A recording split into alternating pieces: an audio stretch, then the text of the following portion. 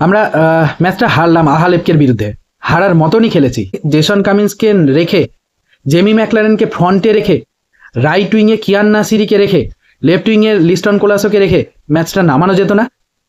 সাহাল আব্দুল সামাদ খুব ভালো creative midfielder, কিন্তু সাহাল আব্দুল সামাদ ইন্ডিয়ান সুপার লিগেও চলে না, কারণ ওই পজিশনে মিডফিল্ডে যে ভালো খেলবে, দুটো উইংয়ে যে ভালো খেলবে তারাই ম্যাচ জেতে। সাহাল আব্দুল সামাদকে ওই জায়গাতে খেলিয়ে আইএসএলও জেতা সম্ভব না, এটা তো AFC champions league 2। Liston Colaco ভীষণ প্রেডিক্টেবল, উনি বল নিয়ে কি করবেন সেটা সবাই বুঝে যাচ্ছে।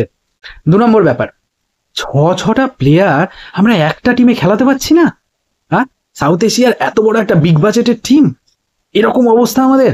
একটা সিডিএম নাই, একটা ক্রিয়েটিভ মিডফিল্ডার নাই, উইঙ্গারকে নিয়ে চলে আসলাম, রবসন ওবিনা একজন উইঙ্গার, তাকে নিয়ে চলে আসলাম, 78 মিনিটের মাথায় নামালাম। প্রত্যেকটা ম্যাচে মলিনার একই স্ট্র্যাটেজি, ওই 60 মিনিট 70 মিনিট অবধি আমরা স্ট্রং ডিফেন্স করব, তারপর আমরা লাস্ট 15 মিনিট যদি জিতি তো ভালো, না জিতলে ড্র হয়ে গেল।